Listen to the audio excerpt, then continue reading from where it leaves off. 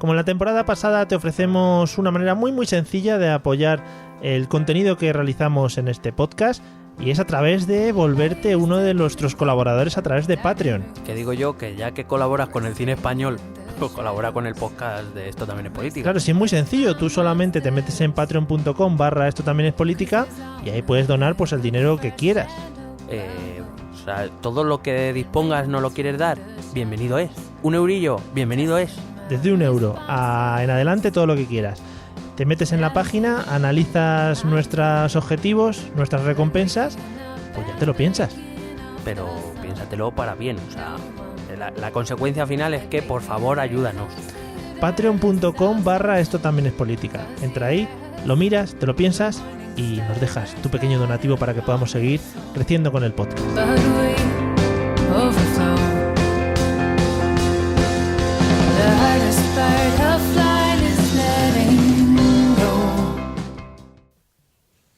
Bienvenidos a Esto también es política, el podcast que vuelve a analizar uno de los sucesos más violentos de la historia europea.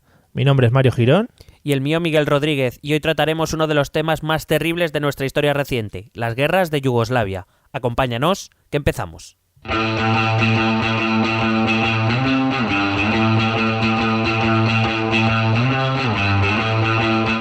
Esto también es política.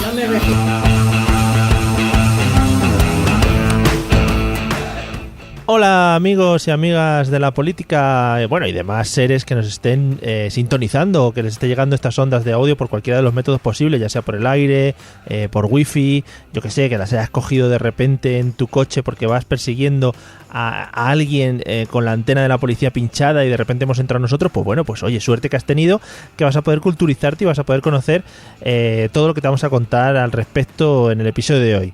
¿Qué tal, Miguel? ¿Cómo estás? Hola, pues sorprendido, no sabía yo que nos colábamos en la frecuencia policial. Sí, además con bastante frecuencia, en la frecuencia. Venga, hasta luego, Venga, adiós. Y hasta aquí el capítulo de hoy. Saludos. Bueno, por si acaso, yo que sé, de eso que vas... me mola un montón las películas esas de los camioneros estadounidenses que llevan una radio de estas y van hablando entre ellos. Al final mueren y cosas de esas. Sí, que llevan esto, ¿no? Como el walkie-talkie con el cable ese que es de muelle. Que se lo ese, joder. Eso es súper guapo. Y luego hacen boom, boom y ya está. Eso es toda la peli, tampoco. Efectivamente. Hay dos cosas que me molan de los estadounidenses. Una es esa y otra es la capacidad que tienen los teléfonos estadounidenses para, aun teniendo cable, porque antes tenían cable, se podían mover por toda la casa con el teléfono. Hombre, ahí es que las empresas cableadoras eran muy importantes. Sí. Acuérdate que cogían el teléfono en la cocina y con el mismo cable llegaban al cuarto en el piso de arriba, porque en Estados Unidos se ve que todos viven en dúplex y eso. Sí, bueno, en dúplex mínimo. O sea, mínimo. De dúplex para adelante. Chalet, eres pobre. Si vives en un chalet, eres pobre. Hasta llegar a la Torre Trump. Efectivamente. O sea, ¿tú crees que Donald llegaba con el teléfono, le llamaban, lo cogían en recepción y se lo subían a la azotea con el cable? Sí. Tiraba cable. Iba uno detrás ahí. Tira, dale. Muy bonito. Sí. O sea, iba gente a visitarlo el momento. Hombre, de hecho, bueno, recuerdo que Donald Trump sale en Solo en Casa, ¿verdad? En una de Solo en Casa. Sí. En el hotel. Sí. Qué suerte. Sí. Qué gran recuerdo. Pues nada, sí. A mí me gustaban esas películas, pero ya no. Ya no, qué bajón, ¿no? Ahora que llega la Navidad, esas películas son de mierda. Todavía me quedan las películas de los patos, ¿sabes? Pero... Joder, por favor. Desde aquí un recuerdo a todas las películas de los patos, por si alguien no las sitúa, los que juegan al hockey y hacen las formaciones de los patos. Hombre, formación en V, claro. De Magnífico. hecho, se llamaba Somos los Mejores y luego vuelven los mejores y luego seguimos siendo los mejores. Madre mía. No tenía, o sea, otra cosa no, pero autoestima no les faltaba. Y yo diría, para las operadoras de televisión y eso, un canal solo con las 3 películas en bucle, por favor, ya. Bueno, pago lo que haga falta. Claro, hombre. Bueno, vamos al lío. Vamos a dejar... nos queda un episodio, ¿no?, de la serie de Cataluña. Sí, el episodio final. El episodio 3. Pero vamos a dejar que se airee un poco, porque estas cosas hay que dejarlas que se oreen un poquito con el tiempo y luego lo retomaremos más adelante para que, para que no coja humedad. Claro, que eso coge olores. Al final huele. Claro, y no, que llevamos ya mucho tiempo, que evidentemente la actualidad manda, llevamos mucho tiempo hablando de de Cataluña. Y bueno, a raíz de una noticia que ha salido recientemente, que ha sido la condena por parte de la Corte Penal Internacional de La Haya a Ratko Mladic, uno de los antiguos generales serbios de la guerra de Yugoslavia, a cadena perpetua, pues no sé, nos ha parecido interesante recordar lo que pasó en Yugoslavia, que bueno, también en realidad nos sirve un poco para todo, ¿no? Para recordar, ya hablamos de la vía eslovena, hablamos de lo que pasó con Yugoslavia después de la Segunda Guerra Mundial. Y, por ejemplo, cuando se habla de procesos de balcanización y cosas de esas, pues está bien saber qué es lo que pasó en Yugoslavia, que todos más o menos sabemos que pasó algo como muy malo, pero tampoco solemos tener ideas muy claras sobre lo que pasó. Sí, bueno, el cuñadismo sería ahora mismo decir que el equipo de baloncesto de Yugoslavia pasó a ser unos grupos divididos de equipos y dijeron, bueno, la antigua Yugoslavia era muy buena jugando al baloncesto, luego ya no tanto. Sí, ahí el cuñadismo es doble porque en esa misma época pues la selección de la Unión Soviética pasó a ser Lituania, Letonia, Hombre, ¿sabes? Es que este es, vamos, cuñadismo por todo lo alto. Que por cierto, antes de que comencemos, te tengo que dar ya el primer mini punto por la pronunciación maravillosa de Mladic, que es ML, ¿no? Pues sí, Ratko Mladic. Pero espérate, porque aquí hay algún nombrecito que lo voy a pasar muy mal y no vale reírse, sí. Cabrones. ¿Qué manera de juntar consonantes? Sí. No habrá vocales, juntan ahí consonantes que son impronunciables. Claro, así llega luego Mijatovic y habla un español fluido, claro, te jodes, si con tu lengua el español te debe parecer jauja, ¿sabes? Claro, con sus vocales y sus cosas. Claro, joder, y con su poder relajar la lengua, ¿sabes? Que sí. Quieras que no, se está tranquilo. Sí. Bueno, pues vamos al lío. Bueno, por si acaso, aviso, voy a intentar explicarlo bien. El tema de Yugoslavia es un tema complejo, muy intrincado, porque pasan muchas cosas al mismo tiempo. Voy a intentar explicarlo lo mejor que pueda. Si hay alguna duda, pues ya escribís y ya vemos qué hacemos. Sí, eso. O la espasa Calpe, que también está ahí para leerla. Sí. O la Encarta también. Buah, madre mía, ¿cómo estamos de referencia fresquitas, sí, Sí, hombre. Es que el pasado a veces... Se echa de menos el pasado a veces. Luego sí, se te pasa rápido luego, pero... Excepto Mecano y eso, que no hace falta que vuelvan. Todo lo demás, bien. Hombre, pues a Nato Roja le vendría bien, para pagar lo que debe. Bien. Ah, bueno, pues nada, pues venga, qué mezcla, ¿eh? ¿Quién te iba a decir que ibas a decir algo de Nato Roja hablando de la guerra de Yugoslavia? Sí, nunca se sabe por dónde vamos a salir. Esta es la magia de Esto también es política, amigos. Sí, amigos, es verdad. Bueno, pues vamos a empezar a hablar de Yugoslavia, una Yugoslavia que empieza su proceso de transición en torno a 1980. Ya habíamos hablado de que Yugoslavia es un estado que, si bien es cierto que se quiere desmarcar del marcaje soviético, Tito no quiere, quiere destacar por sí mismo, no por ser una marioneta de Moscú. También es verdad que lo que se impone allí es un régimen comunista dirigido por el mariscal Tito, que en el año 1980 va a morir y digamos que al morir una figura de esa importancia, el enclave yugoslavo va a empezar a sufrir. Va a empezar a sufrir por lo que ya decíamos cuando hablábamos de la vía eslovena, ¿no? Dentro de las fronteras yugoslavas, esa unidad o esa pretendida unidad federal no existía, era un envoltorio casi artificial, ¿no? Más que una realidad territorial. Entonces los conflictos entre sus antiguas repúblicas y los territorios autónomos pues habían sido continuos ya en épocas de Tito. Pues imagínate cuando desaparece Tito, ¿no? Cuando desaparece esa mano autoritaria, pues todo va a empezar a desencadenarse muy rápido hasta acabar en lo que conocemos como las guerras de Yugoslavia. Uh-huh. Hay que decir que la guerra yugoslava fue tan potente que ha sido, la única capaz de modificar el derecho internacional establecido. Sufrió bastantes cambios a raíz de lo que pasó en Yugoslavia y ahora vamos a entender por qué, ¿no? Porque desde luego ha sido con diferencia los sucesos más graves después de la Segunda Guerra Mundial que hemos vivido en Occidente. La configuración del Estado yugoslavo, que tenía una diversidad étnica que no se correspondía con las divisiones internas, salvo, como dijimos, quizás en el caso de Eslovenia, en el cual una muy importante mayoría, una inmensa mayoría, sí que digamos era de origen esloveno. Había una minoría de origen serbio, algún porcentaje de población croata, pero en general Eslovenia sí era un poquito más uniforme. El resto de repúblicas pues era un jari. básicamente. Y además de las diferencias étnicas se encontraban diferencias económicas también, como vimos, los estados del norte y del noroeste que son más ricos, Eslovenia principalmente, aunque Croacia también, con los estados del sur y del sureste que sufren más económicamente, como Macedonia, una enorme conflictividad interna producto de los sucesos históricos acaecidos en la península de los Balcanes, y a quien le interese puede mirar desde hacía bastantes siglos. Sobre todo desde la injerencia rusa en los asuntos de los Balcanes, porque Rusia quería una salida al mar Mediterráneo y no la encontraba por ningún lado. La había perdido y ¿dónde están las llaves? Matar y no la encontraba. Claro. Intentó buscarla a través de los Balcanes y digamos que tampoco ayudó a que la zona fuese una zona pacífica, que fuese una zona no estable. Rusia digamos que tampoco se lució. Eso, porque al final Rusia esos terrenos se la suda un poco. O sea, bueno, y supongo que cualquier terreno alrededor simplemente serán intereses para su propio país, o económicos, o territoriales, o... Claro, sobre todo eran asuntos estratégicos, de que tener una salida al mar Mediterráneo, estaba bloqueado por la zona del Mar Muerto, entonces necesitaba una salida al Mediterráneo para poder competir con las potencias occidentales. Porque, bueno, Gran Bretaña es verdad, por ejemplo, que no tiene acceso directo desde su isla, pero tiene Gibraltar y tenía puntos como Chipre, etcétera, o Malta, donde los ingleses estaban apostados y tenían acceso al Mediterráneo. Francia tenía acceso directo al Mediterráneo. Entonces, ante estas dos, sobre todo estas dos grandes potencias, Rusia quería acceder al mar Mediterráneo y no podía, no le dejaban.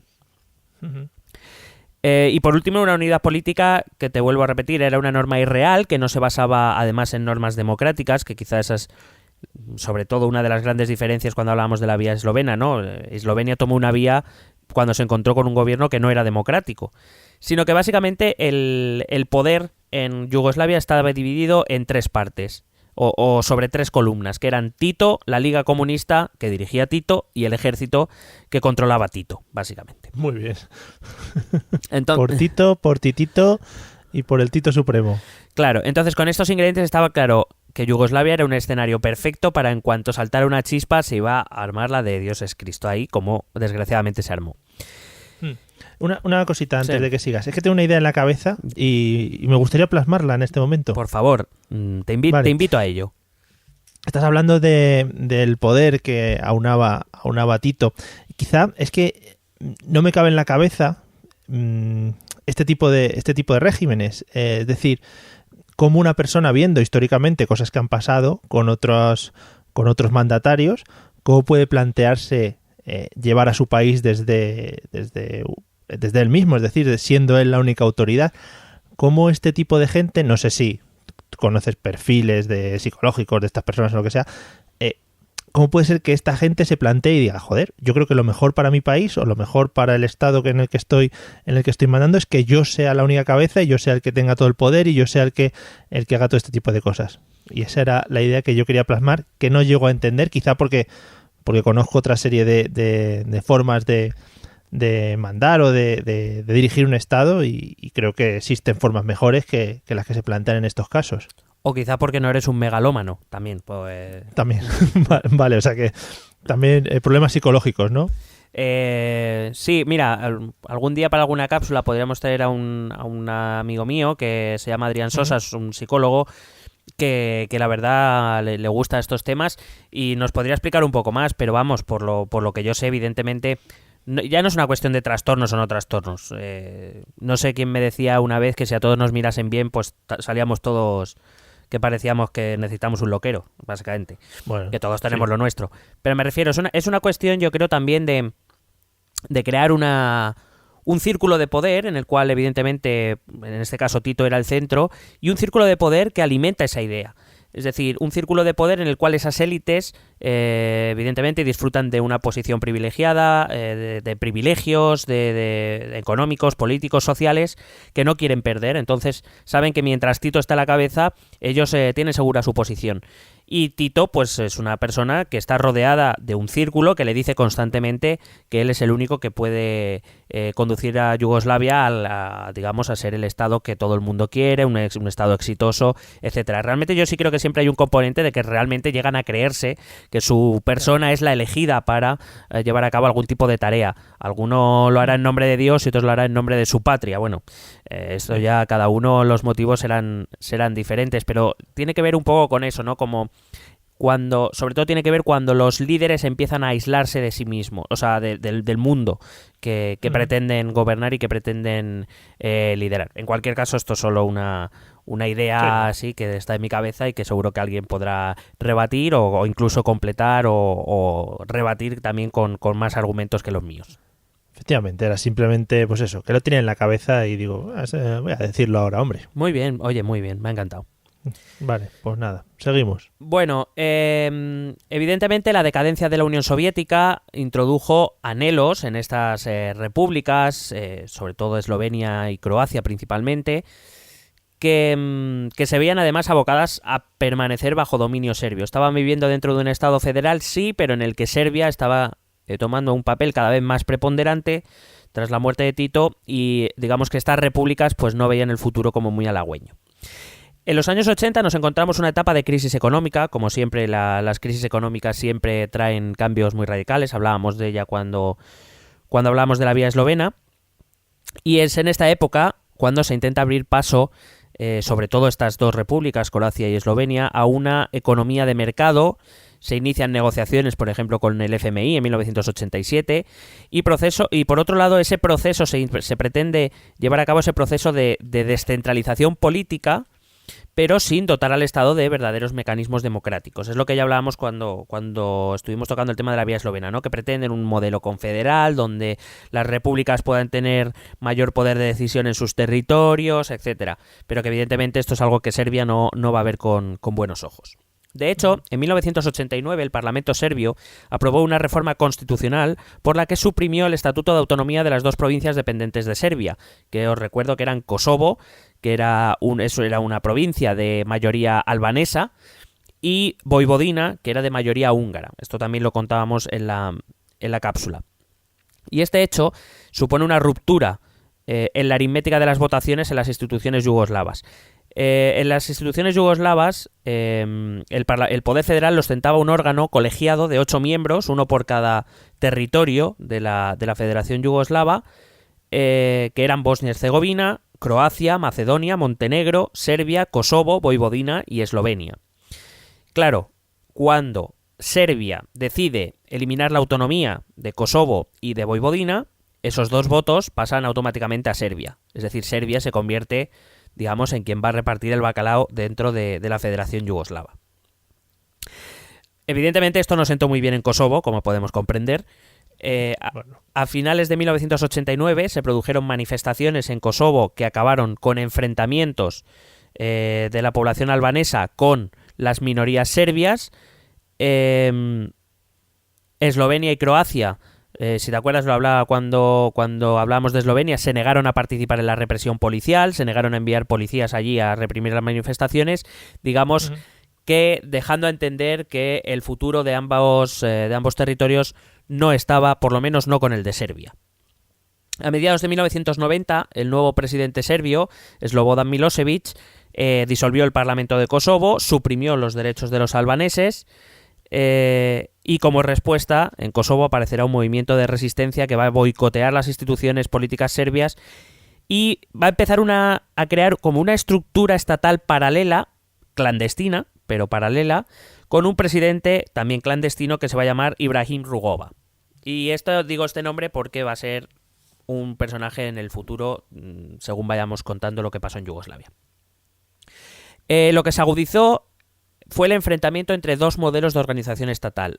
Mientras que los comunistas de Eslovenia y Croacia defendían una transición hacia un sistema multipartidista, un sistema confederal e incluso un sistema secesionista, Serbia, que además ya tenía 2 nuevos votos en el órgano de gobierno y que además contaba con el apoyo de Montenegro, pues promovieron el mantenimiento de la federación y de la hegemonía de la Liga Comunista que estaba controlada por Serbia. Básicamente esto es lo que se va a enfrentar en Yugoslavia en 1990.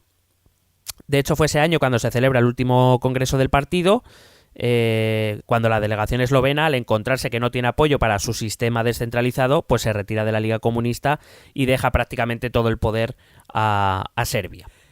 Bueno, además el modelo de autogestión yugoslava, ese sistema comunista propio de Yugoslavia, había otorgado un gran poder a las élites y a las oligarquías yugoslavas, principalmente a las oligarquías serbias. Y habían creado como una especie de estructura clientelar, tanto en el aparato económico como en el aparato político, cuyo objetivo primordial pues no era otro que mantener el statu quo. Es lo que te decía antes, ¿no? Estas élites que gozan de una posición privilegiada lo que quieren es mantener esta situación lo más posible, porque cuanto más tiempo se mantenga esta situación, pues más mantendré yo mi situación de privilegios, de poder, etcétera. Una cosita.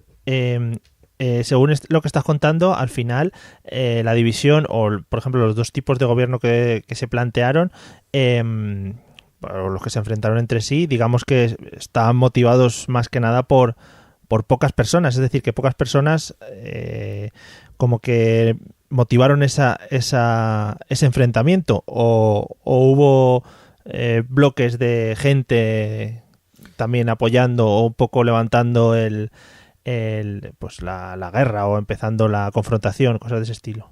En el caso de Yugoslavia, casi todo este tipo de movimientos surgen de las élites, que luego son apoyados porque evidentemente es cuando se empiezan a desenvolver, digamos, a desarrollar las ideologías nacionalistas. El nacionalismo sabemos que mueve a la gente, en España lo sabemos bien. Sí. Va a ser este nacionalismo que estas élites van a promover lo que va a mover a la gente. Es decir, no es un movimiento desde abajo, no es un movimiento de los ciudadanos, es un movimiento de las élites. Porque aquí lo que tenemos es una élite serbia que quiere mantener el statu quo y una élite eslovena, una élite croata que quieren un cambio. Porque quieren lo suyo, por decirlo de algún modo. Y te digo que estas oligarquías locales son las que van a conseguir que se extienda esta ideología nacionalista que les va a permitir, pues eso, aparecer ante su población como si tiene que haber unas élites, deberían ser locales, no unas élites serbias. Es básicamente la idea que van a extender.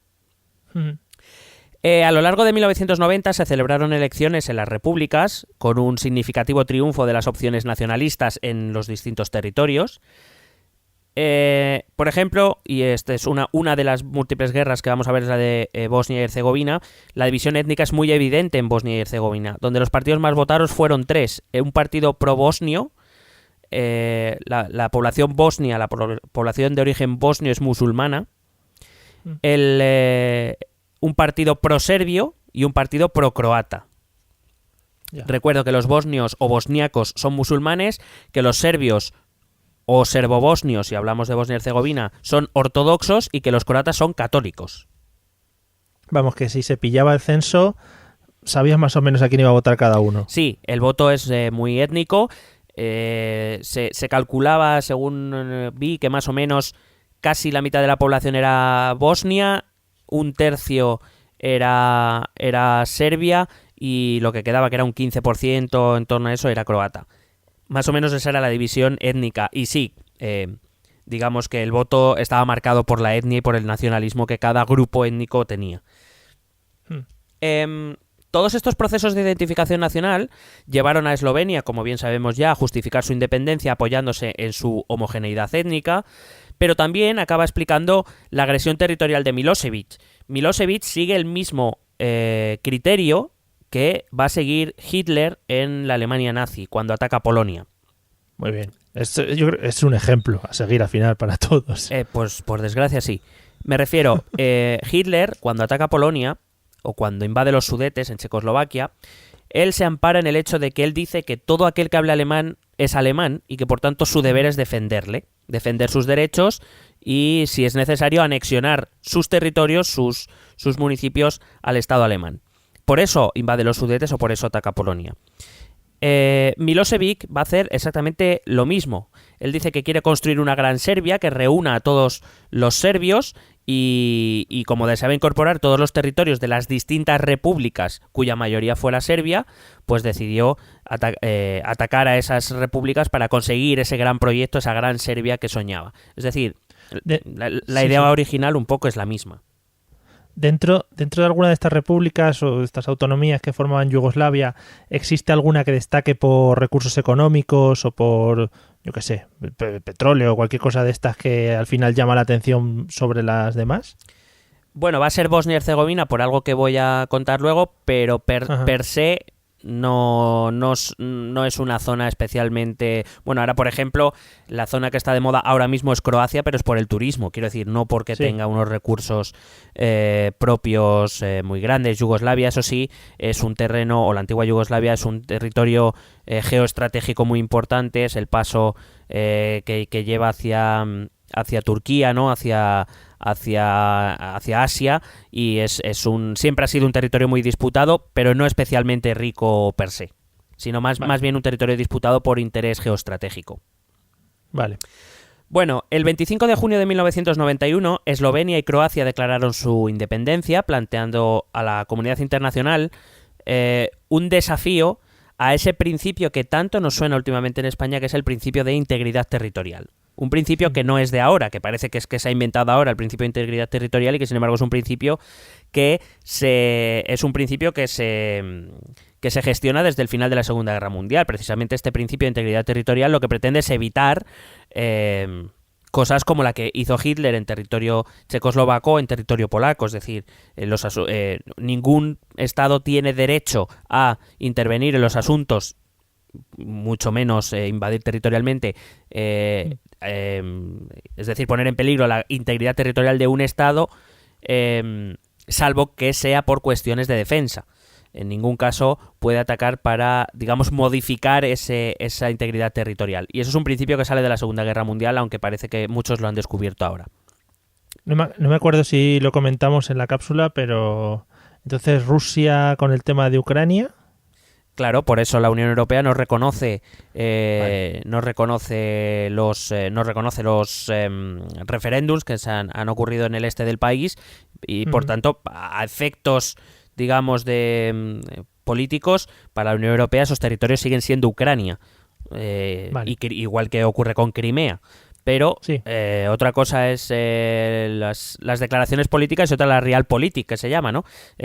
Putin juega a que tiene un ejército muy poderoso y puede imponer una política de hechos consumados. Es decir, ellos tienen el ejército en Crimea y a ver quién es el guapo que va a decirles que se vayan. Ya, vale. Pero bueno, digamos que a efectos políticos, Crimea, por ejemplo, para la Unión Europea sigue siendo Ucrania. Bueno... digo que este principio de integridad territorial pues va a ser un punto que la entonces Comunidad Económica Europea todavía va a ser un problema para ellos. De hecho, el mismo camino van a seguir Macedonia y Bosnia y Herzegovina, que van a declarar su independencia, es decir, dejando la República Federativa Yugoslava solo en Serbia y Montenegro. Pero tengamos en cuenta el contexto internacional. Estamos hablando de los años 90-91. Recuerdo que en 1989, a finales del 89, ha caído el muro de Berlín, que Alemania, la gran potencia europea, estaba llevando a cabo una reunificación express, que apenas un año después la Comunidad Económica Europea estaba iniciando su reforma para convertirse en la Unión Europea, el famoso Tratado de Maastricht, que Estados Unidos estaba interviniendo en el Golfo Pérsico, la primera guerra del Golfo, con el consentimiento de Rusia, una Rusia que se está deshaciendo, que en el año 91 va a dejar de ser la Unión Soviética para convertirse en la creo que al principio se llamó la CEI, la Comunidad de Estados Independientes, luego la República la Unión de Repúblicas Rusas, más luego toda la disgregación de Rusia, de Lituania, Letonia y Estonia y este tipo de cosas, ¿no? O sea, digamos que el contexto internacional, las grandes potencias internacionales desde luego no estaban para mirar a Yugoslavia, estaban a su rollo. No estaba, la sociedad internacional no estaba, la comunidad internacional no estaba preparada para responder al desafío que significó Yugoslavia, sobre todo al principio. La primera de las guerras que se desata es la guerra de Eslovenia, esa que ya vimos que apenas duró 10 días, sí. Debido principalmente a que Eslovenia había preparado bien su resistencia, pero y sobre todo a que Serbia y Eslovenia no tenían frontera y que Serbia tenía que pasar por Croacia y que Croacia también había hecho lo mismo que Eslovenia y que por tanto Serbia decidió que bueno, perder Eslovenia o al menos perderla temporalmente era algo aceptable porque la gran guerra que se le venía encima era con Croacia y no con Eslovenia. El inicio de la guerra de Croacia fue mucho más directa. Básicamente, aprovechando que se deja de atacar a Eslovenia y se empieza la guerra con Croacia, como ya explicamos, algunos miembros de la Comunidad Económica Europea van a reconocer a Eslovenia, saltándose su tradicional defensa de la integridad territorial. De hecho, estos países van a firmar lo que se conoce como el Pacto de Brioni, mediante el cual solicitan la retirada del ejército federal yugoslavo del territorio esloveno. Y esto implicaba de facto, que no de jure, un reconocimiento de la independencia de Eslovenia y de sus derechos a defenderse a través de unas fuerzas propias, de la Guardia Nacional Eslovena, concretamente. Que, a ver, se podría decir que realmente si Serbia se hubiera mantenido al margen y hubiera aceptado la autonomía como Estado del resto de repúblicas que conformaban Yugoslavia, igual se podía haber hecho una transición más pacífica, ¿no? Ya, pero es que Serbia no estaba por la labor. Ya, vale. Bueno, Serbia, hay que decir, Serbia siempre ha sido la mala de la película y no voy a decir yo que no lo era, o sea, lo era. Pero que, por ejemplo, Croacia no se ha quedado corta, ¿eh? Croacia tuvo lo suyo también. Lo que pasa es que, bueno, como Croacia fue la atacada, digamos, se ve con otro punto de vista, pero el ejército croata también ha llevado a cabo masacres verdaderamente vergonzantes y terribles. Ya. Bueno, estas concesiones a quienes van a fortalecer es a los sectores más radicales, evidentemente, de tanto el nacionalismo croata como del nacionalismo serbio. Es decir, saber que la comunidad internacional está dispuesta a reconocer la independencia de Eslovenia hace que, por ejemplo, el nacionalismo radical croata diga, joder, pues esta es la nuestra, ¿no? Si se reconocen a los eslovenos, ¿por qué no nos van a reconocer a nosotros? Claro. Y los serbios lo que van a hacer es, la única manera de parar esto es metiendo tanques donde haga falta, básicamente. Estas son las ideas que triunfan tanto en un lado como en el otro. En este momento, dentro de territorio croata, Serbia va a invadir dos regiones que se llaman Eslavonia y Krajina. Voy a intentar, te juro que he estado escuchando cómo se pronunciaba correctamente los nombres de yugoslavo para forzarme. Alguna se me irá, pero lo voy a intentar. Me sorprende mucho más el concepto. He estado escuchando. ¿Dónde los he estado escuchando? Coño, el Google Translator tiene una para darle a escuchar, hombre. Ostras, maravilloso. Maravilloso. ¿Qué te ha parecido eso? Joder, espectacular. No, una dedicación absoluta. Pues eso. ¿Pero cómo era? ¿Eslavonia? Eslavonia y Krajina. Ah, vale. Fenomenal, ¿no? Si yo creo que tienes un acento de... No, hombre, si tampoco creo que tú me puedas decir que lo pronuncio mal, ¿sabes? Bueno, a ver, que yo igual he estudiado 2 años de croata. Del idioma que sea eso, claro. Bueno, del idioma sin vocales, ¿no? Bien. Podemos seguir, sí. Bueno, digamos que Croacia y Serbia tienen un litigio por estas dos regiones y digamos que el ejército croata por un lado, o las fuerzas croatas por un lado y las fuerzas serbias por otro, van a empezar a hacer expediciones de castigo dentro de estas dos regiones que tienen población serbia y población croata, es decir, tienen de los dos tipos. Digamos que pues las fuerzas croatas van a llevar a cabo expediciones de castigo contra la población serbia y las fuerzas serbias contra la población croata. Y este era el ambiente en el que se nos estaba moviendo. Ni siquiera era un enfrentamiento, al principio ni siquiera era un enfrentamiento directo entre ejércitos. Yeah. O sea, simplemente hacían expediciones de castigo contra la población. Muy bien. Bueno, por supuesto, al iniciarse todo esto, lo que era el ejército federal se va a convertir en el ejército serbio. Es decir, porque los croatas y los eslovenos se van, los macedonios ya se han ido, los macedonios se fueron ahí sin hacer ruido. Ahí se quedaron, nadie les dijo nada. Pero claro, casi todo el ejército se convirtió de facto en un ejército serbio. Bueno, pero la parte correspondiente a cada una de las repúblicas la retirarían, ¿no? Del ejército. Claro, por eso digo que casi todos los oficiales que quedaron y casi toda la tropa que quedó era serbia o montenegrina. Claro. Montenegro, por decirlo de algún modo, era el apoyo o la muleta de Serbia. En esto Serbia y Montenegro iban de la mano. Bueno, en el conflicto de Croacia, el juego de mayorías y minorías complicó mucho el panorama desde las elecciones de 1990 que te he contado antes, en las que venció en Croacia un partido nacionalista llamado Unión Demócrata Croata. A primeros de julio de 1991, el ejército federal atacó. Cuando digo el ejército federal, repito, acaba siendo el ejército serbio. El ejército serbio ataca a la Guardia Nacional Croata en Eslavonia y proclama la región autónoma serbia de la Krajina. Es decir, dice que en ese momento que la Krajina es una región autónoma, digamos, bajo protección serbia, y la zona de Eslavonia va a ser atacada por parte del ejército serbio. Sí, es que el concepto región autónoma, realmente cuando has medio conquistado o has entrado y has puesto que te has puesto tú al mando, digamos que el concepto autónomo es un poco extraño, ¿no?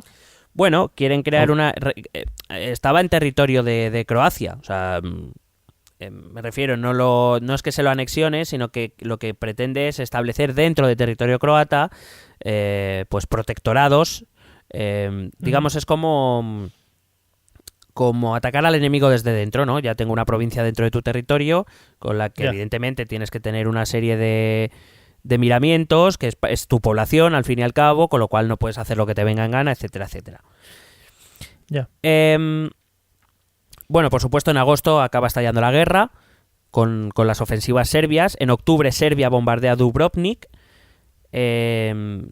Además, en todas las fuentes que he leído es como las operaciones militares no tenían ningún tipo de control o de planificación, ¿no? Y de hecho los ejércitos estaban bastante... Claro, con las deserciones de croatas y eslovenos, el ejército federal pues solo quedaba con las fuerzas serbias, digamos que era un ejército un poco desorganizado, y evidentemente los croatas todavía no habían tenido tiempo de crear un ejército propio, tenían la Guardia Nacional, pero no era un ejército exactamente. Entonces empezaron a utilizar como a grupos paramilitares, que luego son peores que un ejército regular, porque el grupo paramilitar luego acaba haciendo lo que le sale de la punta de los cojones.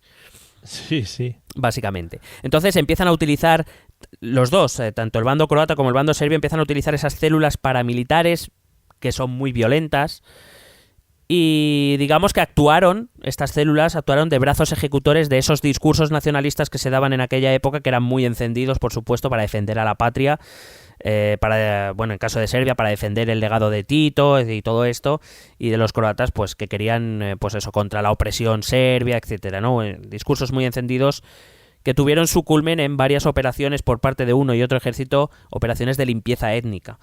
Fueron a atacar deliberadamente a las poblaciones que étnicamente pertenecían al bando rival, a llevárselas por delante. Y pues fueron las primeras desgracias de las muchas que ocurrieron en todo el proceso de las guerras de Yugoslavia.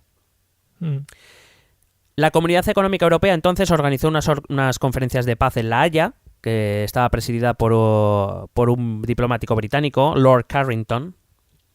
Hombre, pues, eso le da caché. Hombre, claro. Le da caché. Que, este Lord Carrington presentó varias propuestas de paz con el objetivo, sobre todo, de evitar que el conflicto llegase a Bosnia, porque el punto más caliente, todos tenían claro que iba a ser Bosnia. Porque Bosnia contaba con una población musulmana muy importante, y digamos su población estaba mucho más dividida, la Bosnia, Serbia y croata, ¿no?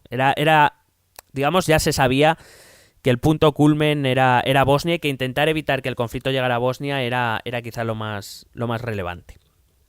Por supuesto, todas las propuestas que presentó Lord Carrington fueron rechazadas, y la Comunidad Económica Europea fue sustituida por la ONU, por un nuevo negociador, esta vez un norteamericano, Cyrus Vance, y que va a ser el primero que negocie el envío de cascos azules a la zona.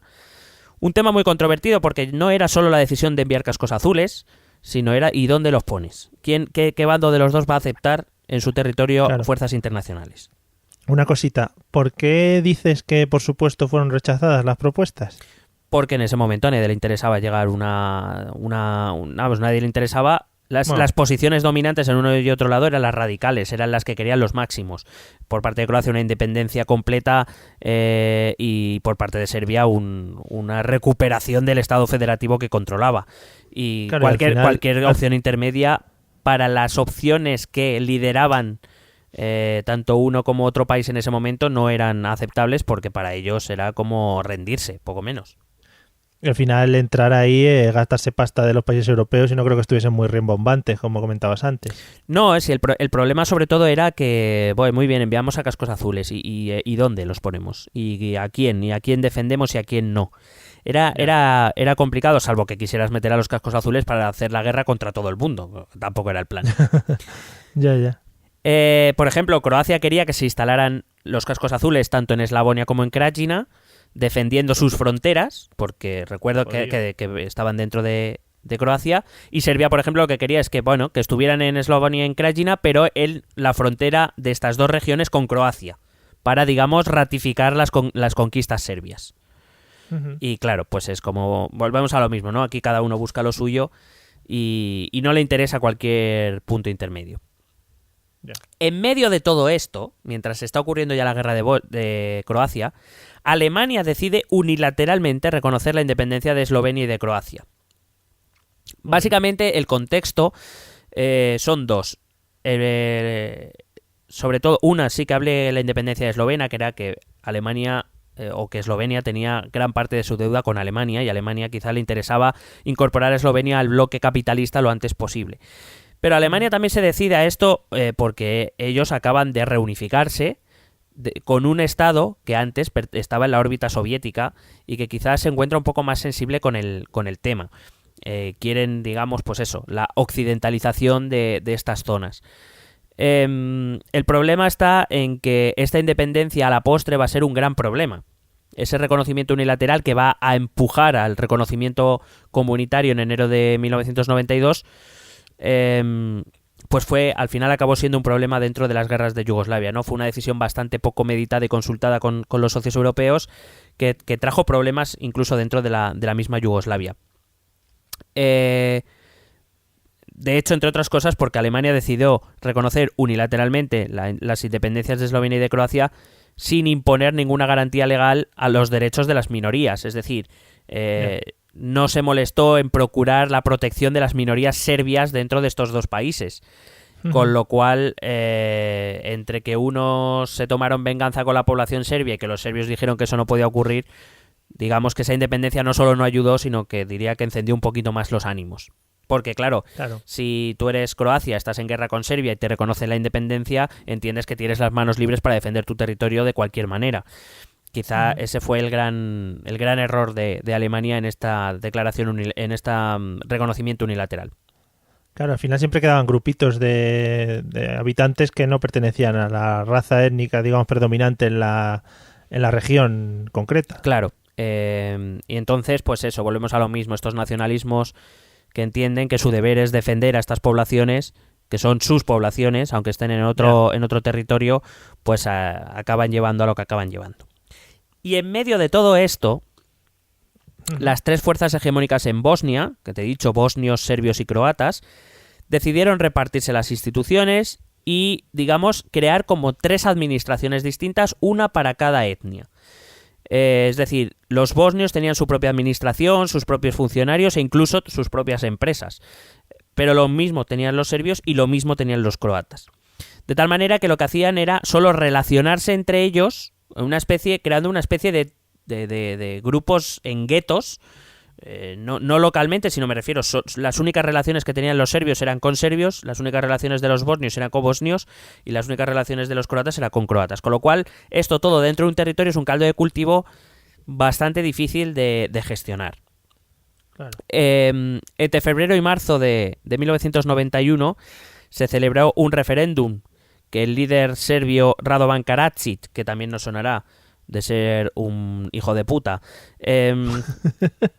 sí, en 2008 fue entregado a la Corte Penal Internacional para la ex Yugoslavia, que luego comentaré. Radovan Karadzic va a boicotear este referéndum, un referéndum que está preguntando sobre la independencia respecto a Serbia o respecto a la República Federativa de Yugoslavia. Lo boicotea, es decir, la población serbia, que estamos hablando en torno a un tercio de la población total, no participa, con lo cual los resultados, aunque son favorables, tampoco es que sean, porque hay una muy importante parte de la población que no ha participado, pues Ante esto, los grupos paramilitares serbios deciden actuar también en Bosnia. Y para que te hagas una idea, estos grupos paramilitares serbios decidieron establecer francotiradores en Sarajevo en torno al Parlamento bosnio, por si había algún tipo de declaración o de cualquier cosa que no les gustara, allí tenían a sus francotiradores por lo que pudiera pasar. Claro, lo mismo que hemos hecho aquí con la 155. No juegues con el tema, mira que lo estoy evitando yo, ¿sabes? Venga. El 6 de abril de 1992, la ONU y la Unión Europea reconocieron a Bosnia como independiente. Se inicia así, evidentemente la respuesta serbia va a ser igual que con Croacia con Eslovenia, se inicia así la llamada Guerra de Bosnia, que ha sido la más cruel de todas, caracterizadas por los genocidios, por los crímenes de guerra, quizás ha sido el peor de los conflictos bélicos desde la Segunda Guerra Mundial. A esto contribuyó, y por eso te decía que quizá el centro económico de la Federación Yugoslavia era Bosnia, porque en Bosnia era donde estaba la industria militar yugoslava. La gran riqueza de Yugoslavia era la industria de guerra, de fabricación de armamento y de bienes de equipo, y se situaba en Bosnia porque, digamos, Bosnia estaba un poco alejada de la influencia soviética y Tito la instaló allí precisamente eso, para evitar que la Unión Soviética pudiera influir más de la cuenta sobre, al fin y al cabo, la industria que debía defender su independencia respecto a la Unión Soviética. La limpieza étnica practicada por los serbios les permitió apropiarse del 70% del territorio bosnio, mientras los croatas declaraban la guerra. ¿A quién crees? Los croatas dentro de Bosnia declaraban la guerra a que no sabes a quién. Los croatas dentro de Bosnia. Sí, te recuerdo, Bosnia se dividía en 3 etnias, los bosnios musulmanes, los serbios ortodoxos y los croatas católicos. Los serbios declaran la guerra a los bosnios. De hecho, las limpiezas étnicas les permiten a los serbios adquirir el 70% del territorio. Y luego está esos croatas que deciden declarar la guerra también. ¿A quién? ¿A los serbios? Pues no, a los bosnios también. Joder, macho, había un 33%. Era lo lógico que, o parecía lógico que los croatas se rebelaran contra los bosnios, pero es que el odio que tenían tanto bosnios como croatas, tanto serbios como croatas a los bosnios musulmanes era mucho mayor, y los croatas decidieron ir contra los bosnios también. A pesar de que en el otro lado Croacia y Bosnia estaban en guerra. O sea, imagínate el jari que es esto. Sí. Bueno, pues declara la guerra también a los bosnios musulmanes, con lo cual, mientras se están pegando Croacia y Bosnia en un lado, dentro de Bosnia, croatas y serbios son aliados. Pero ahí tiene que haber un momento en el que se pierda un poco el norte de quién está organizando todo eso, ¿no? O quién está al frente de cada uno de los frentes propiamente dichos. No, ahí estaba claro quién tenía los controles. Básicamente, te he dicho antes que Yugoslavia estaba controlado principalmente por Tito, la Liga Comunista y el ejército. Entonces, por parte de Serbia estaba claro quién controlaba cada frente. De hecho, el frente de Bosnia lo va a dirigir Mladic, que ha sido recientemente condenado y del que hablaré después. Vale. Bueno, entonces lo que ocurrió en Bosnia es que, claro, los serbios contra los bosnios, los croatas contra los bosnios se ven aislados y cercados en el centro de Bosnia. Con muchas dificultades para aprovisionarse, repartidos, y los que no están en el centro están en pequeños núcleos en el este, pero vamos, muy pequeños como para hacer frente a las fuerzas croatas o a las fuerzas serbias. Es decir, los bosnios quedaron en una situación tremendamente complicada. Dentro de estos núcleos que te he dicho están encerrados en el centro el gran núcleo de bosnios, y que te he dicho que hay núcleos de resistencia en el este o núcleos de bosnios en el este. Estos son los que van a pasar, por desgracia, a la historia, porque son los núcleos como Tsepa, Goratse, y a ver esto si lo digo bien, que yo es el más complicado, pero que también es el más conocido, que es el de Srebrenica. Hombre, bueno, muy bien pronunciado. No lo he dicho del todo mal. Srebrenica, sí. Srebrenica, Tsepa y Goratse. A ver si no nos va a entender. Está algún serbio escuchándonos o un croata y dice, disculpa. Probablemente no. Es lo que se escribe en los periódicos como Srebrenica, pero a mí me ha dicho Google que se dice Srebrenica. Pues o algo parecido. Entonces, estos 3 enclaves fueron declarados por la ONU en 1933 como zonas seguras y desplegó allí a los cascos azules. Al tiempo, la comunidad internacional va presentando distintos planes de paz. Se idearon la cantonalización de Bosnia, es decir, que cada zona de Bosnia que estuviera ocupado por una unidad étnica, pues fuera un cantón al estilo de Suiza, ¿no? Que donde cada cantón decide sus propias cosas y si hay que hacer decisiones comunes, pues ya se lleva a un órgano superior, pero digamos una cierta federalización de Bosnia. Que eso fue una cosa rechazada por los serbobosnios, a los que les gusta tener el poder, no repartirlo, básicamente. Yeah.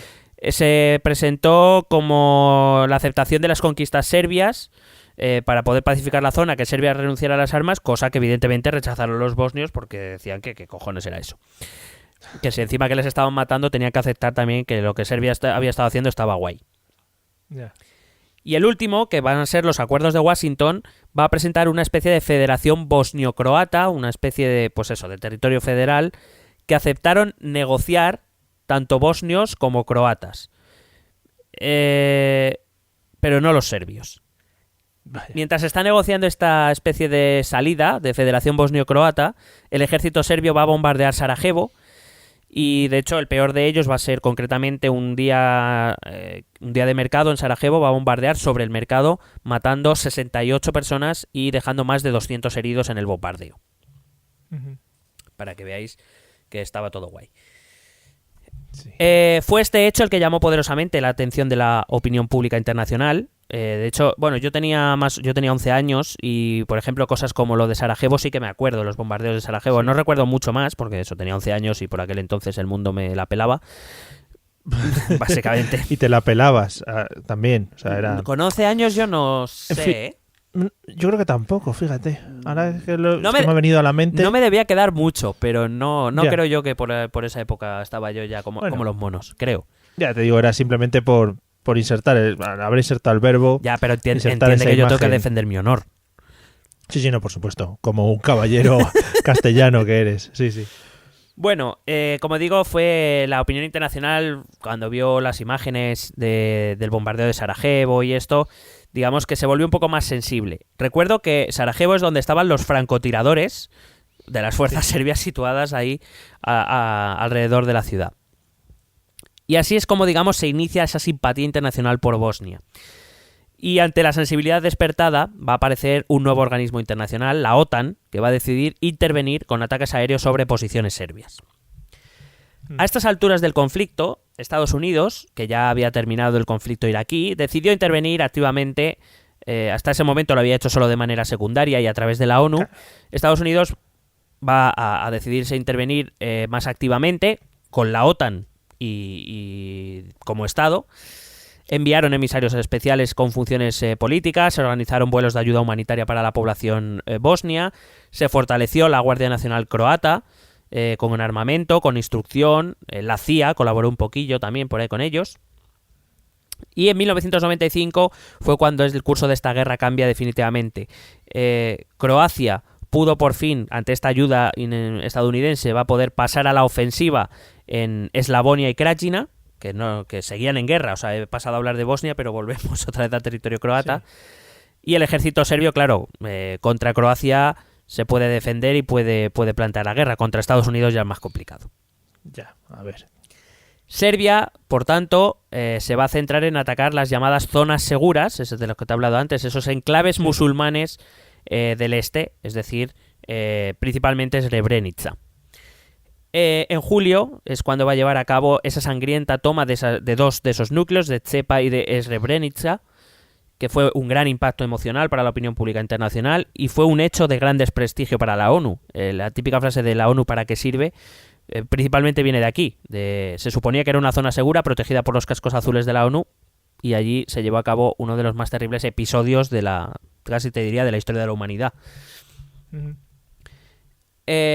Pero os recuerdo que también el ejército croata también llevó a cabo limpiezas étnicas, no fue solo el ejército serbio, y todo esto dio paso, al ver que la ONU tampoco se podía hacer cargo de estas zonas, va a hacer que la OTAN va a desplegar, y lo digo, o sea, estamos hablando de algo terrible, pero es que a mí los nombres de las operaciones de la OTAN me molan mazo. Entonces, aquí desplegó la operación Fuerza Deliberada. Joder. O sea, es como no, vamos a repartir hostias y lo sabemos. Sí. Además, seguro que hicieron merchandising, tazas, camisetas, seguro. Con el nombre. Claro. Pues eso va a hacer que la OTAN se despliegue nuevamente, porque visto que la ONU, los cascos azules no hacen nada, pues deciden intervenir militarmente Estados Unidos, principalmente a través de la OTAN. A mediados de octubre de 1995 se firmó el alto el fuego. Fue cuando los 3 presidentes de las 3 etnias, Izetbegovic, Milosevic y Tudjman, se sentaron a negociar junto a grupos de mediadores internacionales en Dayton, y casi un mes después, el 22 de noviembre, se firmaron los acuerdos de paz de Dayton, que combinaban un estado unificado pero dividido en 2 entidades étnicas, que era la Federación Croato-Bosnia y la República de Srpska, con una presidencia colegiada. Bueno, la verdad es que hay que decir que Bosnia tiene un sistema político jodidamente infernal. Yeah. Pero bueno, si eso valió para traer la paz, pues oye. El problema está en que una vez firmada la paz, había que traer de regreso a los refugiados, a los desplazados, había que ver cómo iban a volver a convivir esas etnias que se habían estado matando entre sí, cómo se reconstruía una paz social que no había existido, y básicamente lo que se hizo fue dejar contingentes de la OTAN y cascos azules allí para intentar asegurar esa paz. Y el conflicto, entonces, pasa de Bosnia a Kosovo. Claro, sí.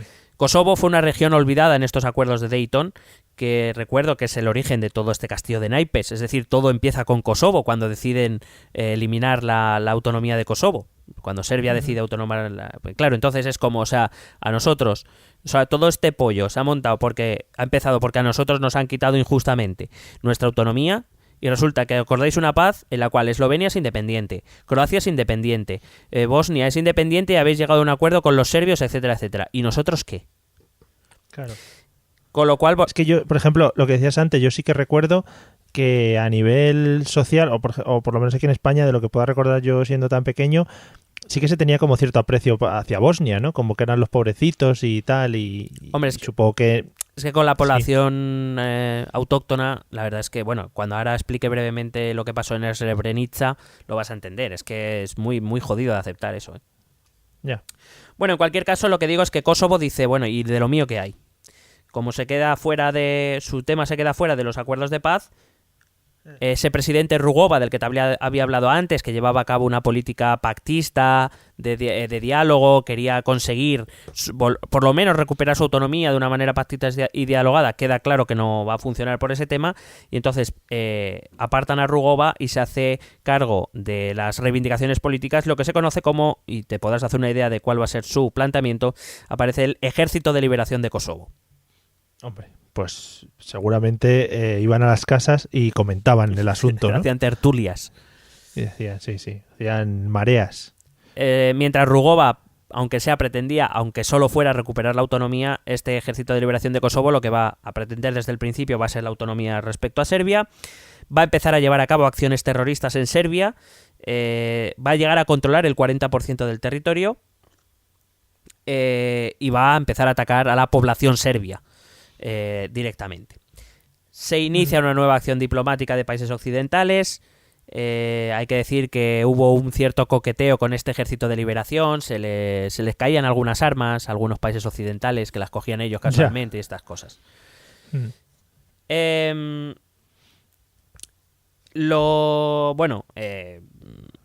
contundencia de las... Puedes entender que con estos atentados la contundencia de las acciones de Serbia contra Kosovo pues van a ser un poquito graves.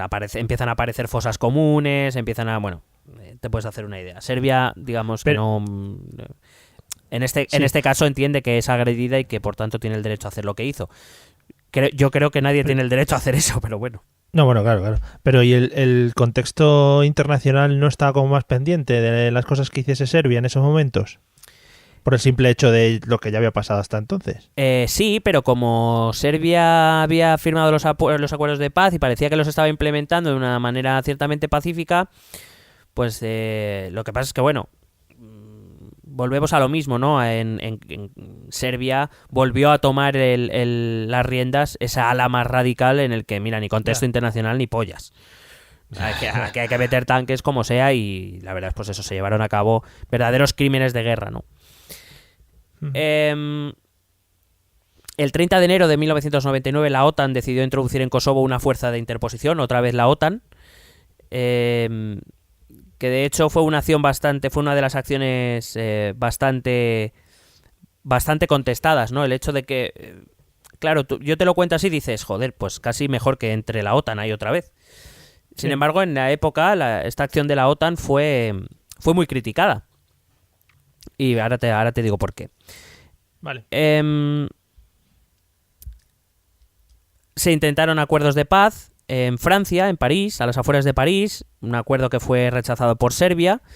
Serbia hizo una contraoferta que fue rechazada por Kosovo, porque básicamente el acuerdo de paz era bastante parecido, solo que el acuerdo propuesto por el grupo de negociadores de la OTAN lo que decía es que al menos durante un tiempo iba a haber fuerzas de la OTAN para asegurarse que los acuerdos se implementaban como había ocurrido anteriormente, y lo que decía Serbia es que no, que si ellos se firmaban una paz y que no querían ningún tipo de fuerzas extranjeras en o cerca de su territorio. Yeah. Y eso pues hizo esa contraoferta, que muy bien el tratado pero sin las fuerzas internacionales, y Kosovo dijo que ni de coña se iban a quedar solos con Serbia, para que nos entendamos. Yeah. Bueno, estas negociaciones de paz fracasan y volvemos otra vez a la guerra entre Kosovo y Serbia. A primeros de junio, la fuerza internacional, los cascos azules, para que nos entendamos, el gobierno de Yugoslavia y la República Serbia, digamos, son los que están metidos ahí en el ajo. Kosovo se convierte en un protectorado internacional definido por la resolución 1244 y administrado por una misión de la ONU. Pero esta presencia internacional no evitó episodios graves de enfrentamiento interétnico ni el resurgimiento de grupos violentos, es decir, como habían fracasado las negociaciones de paz, como te he dicho, vuelve todo al jardín. Tanto es así que en la Constitución de 2006 Kosovo seguía siendo territorio de soberanía serbia, a pesar de que ya no había guerra en 2006, pero seguía siendo territorio bajo soberanía serbia. El plan sobre el Estatuto de Kosovo de 2007 propuso una independencia bajo supervisión internacional con relaciones especiales entre Serbia y los municipios de mayoría serbia. Y bueno, el entonces primer ministro de Kosovo, Ahim Seku, declaró tener intención de declarar unilateralmente la independencia con apoyo de la ONU. Rusia avisó de que jamás reconocería una independencia unilateral de Kosovo. Para que nos entendamos, para tú ser reconocido como un Estado no solo te tienen que reconocer, sino que sobre todo te tienen que reconocer los miembros permanentes del Consejo de Seguridad de Naciones Unidas, que son Estados Unidos, Rusia, China, Gran Bretaña y Francia. Y Rusia ya avisó que eso no iba a ocurrir. Eso no, nada. Exactamente. Las elecciones de 2007 dan la victoria al Partido Democrático de Kosovo, que además estaba liderado por un excomandante de este Ejército de Liberación de Kosovo, un tal Hashim Thaci. Y la crisis llega hasta tal punto que el gobierno serbio decide dimitir, convocar elecciones, y en Serbia vence un candidato proeuropeo llamado Boris Tadic, que por si te interesa el nombre ahí lo dejo. Ah, sí. Apenas unos días después de estas elecciones, el Parlamento de Kosovo declara unilateralmente la independencia, con el apoyo de los Estados Unidos, con el apoyo de la Unión Europea, como organismo internacional, porque digo, no todos los miembros de la Unión Europea han reconocido esta independencia. Y es verdad que tiene un reconocimiento significativo de parte de la comunidad internacional, que sin embargo ha mantenido una actitud muy agresiva, esta comunidad internacional muy agresiva contra Serbia, que ha vuelto sus ojos al único aliado que tiene en el Consejo de Seguridad, que es Rusia, y que nos hace entender, Serbia, por ejemplo, ha solicitado la entrada en la Unión Europea y es algo que está en stand-by porque, claro, Serbia sigue siendo un país sospechoso para la mayoría de socios. Claro, a ver, después de la que has liado, macho, vienes aquí a... Hombre, un poquito de esperarse. En junio de 2008, Kosovo publica su constitución, en cuyo artículo 3 dice que es una sociedad multiétnica formada por la comunidad albanesa y otras. No dice nada de la minoría serbia.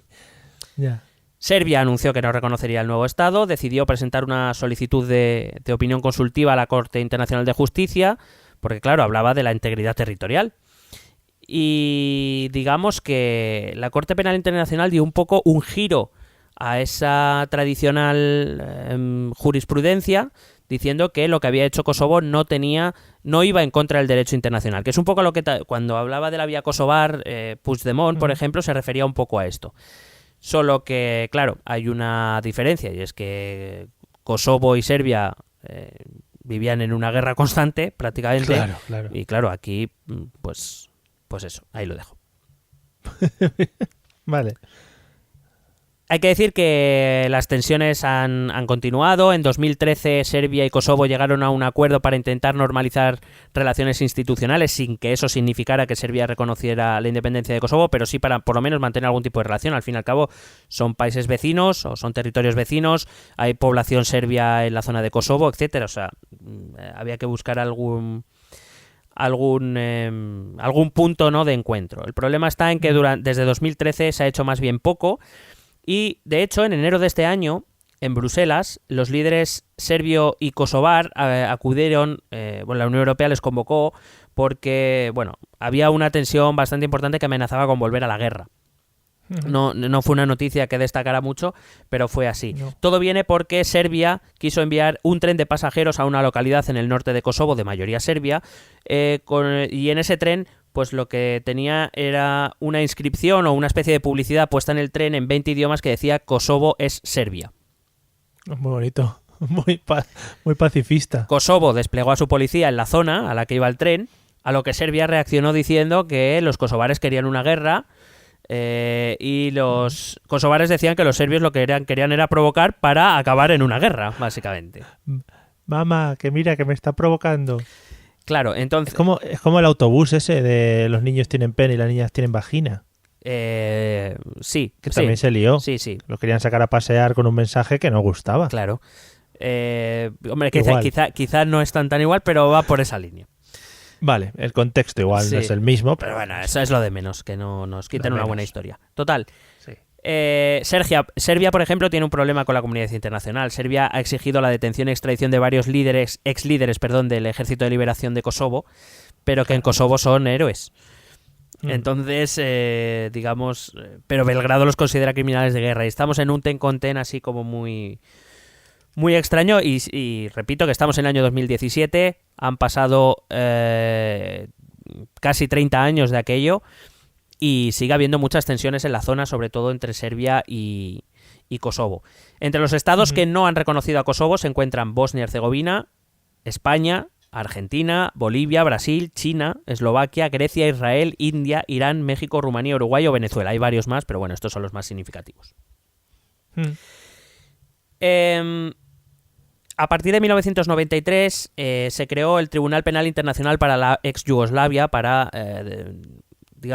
desentrañar todo lo que ocurrió durante esas guerras, juicios que, como vemos, las sentencias están llegando a día de hoy. Estamos hablando de 24 años después. Pero estos juicios se hacen por justicia divina. Porque entra, justicia divina. ¿No? Juicios por combate.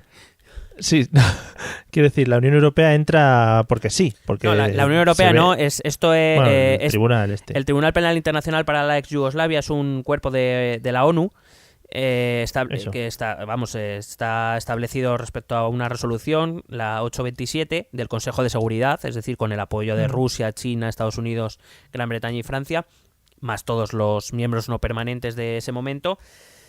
Todo el mundo lo llamamos la Corte Penal Internacional o el Tribunal Penal Internacional para la ex Yugoslavia, pero te voy a decir el nombre que es así como muy manejable, ¿vale? El nombre que le dieron, que fue Tribunal Internacional con la finalidad exclusiva de enjuiciar a los presuntos responsables de graves violaciones del derecho internacional humanitario cometidas en el territorio de la ex Yugoslavia entre el 1 de enero de 1991 y una fecha que el Consejo de Seguridad determinará una vez restaurase la paz. Muy bien. Esto, por ejemplo, el merchandising no se lo plantearon. No, solo para sábanas, creo, nada más. Claro, sí, sábanas y banderas para colgar de edificios. Bueno, al tribunal se le otorgó jurisdicción internacional para perseguir y procesar a las personas naturales, no para organizaciones, sino para personas físicas, podemos decir, culpables de delitos de graves violaciones de las convenciones de Ginebra, del 49, de otras convenciones, de crímenes contra la humanidad y de genocidio. Por ahí, por el tribunal ha pasado mucha gente. Slobodan Milosevic, te recuerdo, aunque ese falleció en las dependencias del tribunal sin llegar a su juicio, casualmente. Por ejemplo, el 8 de diciembre de 2005 hubo un general croata, Ante Gotovina, que fue detenido por fuerzas policiales españolas en Canarias. Ahí estaba viviendo el tío. Hombre, no. Y que quizá, pues eso, de lo último, bueno, Karadzic, del que te he hablado antes, también pasó por ahí.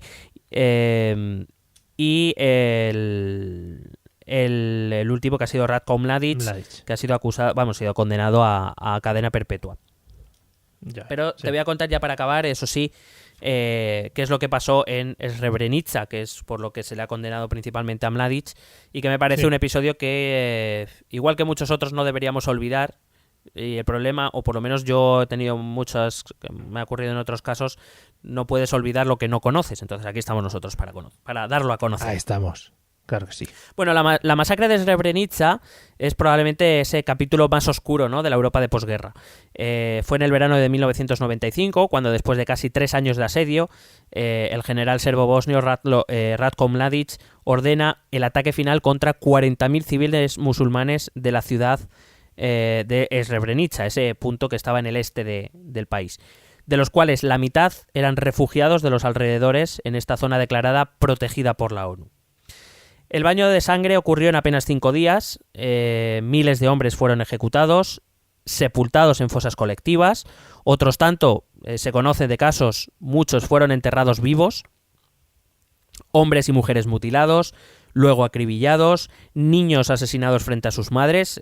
Hay algunos testimonios que si alguno de nuestros escuchantes quiere leer, le puedo pasar. Por ejemplo, el New Yorker sacó hace poco el testimonio de uno de aquellos supervivientes de Srebrenica, que la verdad es que te dejan un mal cuerpo importante.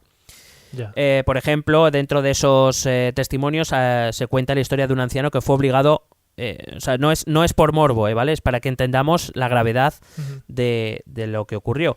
A un anciano fue obligado a comer el hígado de su propio nieto, por ejemplo. Madre mía. Todos estos relatos se pueden, bueno, si tenéis valor, si no, ya te digo, muchos medios de comunicación han publicado, hay documentales donde se ven testimonios, pero todos están recogidos evidentemente en los textos transcritos del juicio, que, bueno, a Mladic, que se le conocía por el carnicero de Bosnia, pues estáis viendo por qué. Los serbobosnios irrumpieron en Srebrenica y digo, muchos... también fue un gran desprestigio para la ONU, por lo que te voy a contar. Muchos de los habitantes, miles de habitantes, salieron de la ciudad en busca... se fueron a intentar refugiar en los cascos azules que estaban en la zona, tener una base allí. Concretamente había una fuerza holandesa que tenía la tarea de defender la ciudad, pero... acabaron rechazando la entrada de esos refugiados en su base, por tanto, a efectos prácticos, entregando a aquellas miles de personas que intentaban huir, pues entregándoselos a las fuerzas militares serbias, que por supuesto hicieron todo lo que he contado antes de manera impune. Una cosa... Holanda, por ejemplo, el caso de Srebrenica es un caso bastante delicado en Holanda. No es que las fuerzas holandesas, los cascos azules holandeses, con las fuerzas con las que contaban, hubiesen podido detener la conquista serbia de la ciudad, porque por número y por equipamiento iba a ser complicado, eso que lo hubieran podido hacer.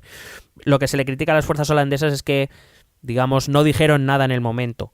El general holandés que estaba al mando dijo que ellos llamaron para que viniera un bombardeo, un ataque de aviación a la zona, que llegó tarde, que no digo que no, pero digamos que miraron para otro lado para no meterse ellos en problemas, por decirlo de algún modo.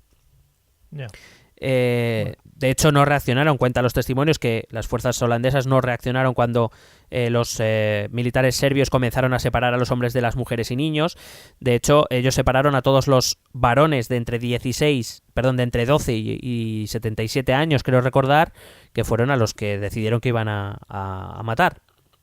Sí. Y de hecho, por ejemplo, en el archivo fotográfico se ve una fotografía de aquel general holandés tomándose una copita de, no sé muy bien por qué, porque la foto es en blanco y negro, no sé de qué es, pero se la está tomando con Ratko Mladic.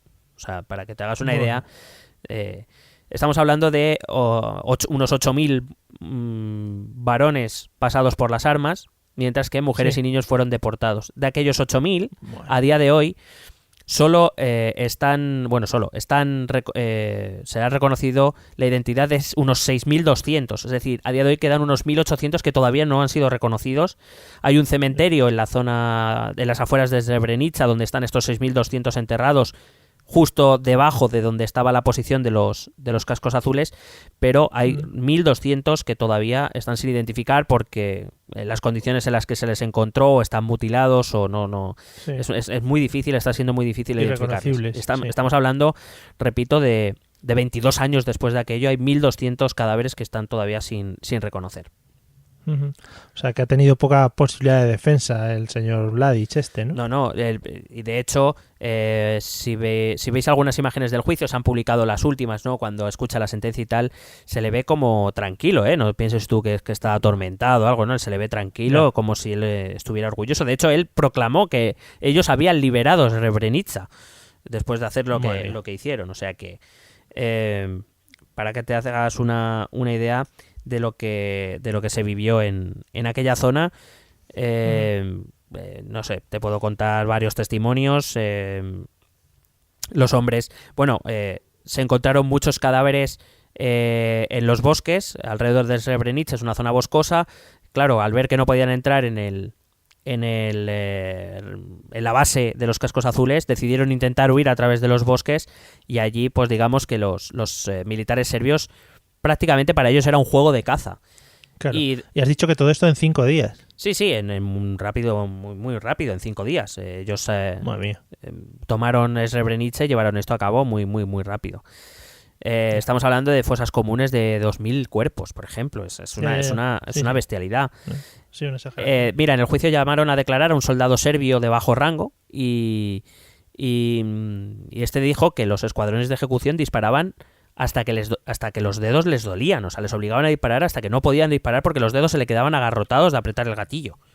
Claro, sí, claro. O sea, fue una tragedia que, como digo, contribuyó mucho al desprestigio de la ONU, y que además, repito, es un punto negro que tiene Holanda, que lo lleva, digamos, con un punto delicado. Y eso, pues a día de hoy, en el cementerio, que se llama el cementerio de Potokari, que está a las puertas de Srebrenica, pues eso, ahí están sepultados los restos de unas 6.200, 6.400 víctimas, porque el resto todavía no han sido identificados. Y de hecho, hay muchas fotos que se encontraron en la zona de cadáveres, ya en el esqueleto. O sea, que no quiero ni pensar lo que hicieron, claro. Sí, no. Bueno, una burrada. Bueno. Pues nada, aquí lo hemos dejado muy arriba. Con alegría lo dejamos, venga. ¿Nada más? No, si quieres te sigo contando, tengo más cosas, pero yo creo que ya está bien, ¿no? No. Sí, ya está bien por hoy. Pues nada, esas cosas trágicas que esperamos que no sucedan más y bueno, que esperemos que todos estos que quedan que se pueda dar alguna salida a todas estas personas que quedan sin identificar, si es que se puede, de alguna de las maneras. Vamos a escuchar los métodos de contacto, ¿no? Por si quieren contarnos algo la gente, ¿o qué te parece? Digo. Pues hala, méteme los métodos de contacto enteros. ¿Quieres preguntarnos algo? ¿Proponernos algún tema? ¿Exponernos tu opinión? Ponte en contacto con nosotros. Es muy fácil. Envíanos un correo electrónico a esta dirección. Esto también es política@gmail.com. También puedes escribirnos en nuestra página de Facebook, Esto también es política, o en nuestra cuenta de Twitter, @etepolítica. O si lo prefieres, visita nuestro blog, estotambiénespolitica.wordpress.com. Recuerda que puedes suscribirte a nuestro canal de YouTube. Y si quieres charlar con nosotros directamente, únete a nuestro grupo de Telegram. Busca el enlace en nuestras redes sociales. Porque tú también formas parte de Esto también es política. Bueno, pues ya hemos terminado. Ya está, hasta aquí. ¿Y qué tal? Bien. Ha sido durete, pero... Es de esas conversaciones... Dime. Sí. No, que digo que es de esas conversaciones que cuando vas a cerrar la puerta o lo que sea, bueno, pues ya está aquí, venga, la cierras tú, venga, hasta luego, la llave. Sí, que quizá te falta decir, ¿pero te quieres ir ya? Pero por favor. Que quiero cerrar, quiero decir. Entra al frío. Que le suelen dar de comer en los pueblos a los perros, ¿no? Sobras. Venga. Eso por si quieres echar a alguien de casa. Le haces esa pregunta. Pero eso, pero eso y le cierras en la puerta, o sea, las narices. O sea, pero además Sí, que suene pum, eso. Ahí. Sí. No, así es la vida, amigos de Dura. Bueno, pues nada, un día haremos una cápsula probando este método a ver qué resultados obtenemos. Vale, genial. Haremos un referéndum luego, posteriormente. Bueno, amistades, nos vemos en el próximo episodio en el que hablaremos de otro tema. Estad muy atentos a todo lo que pase por el mundo.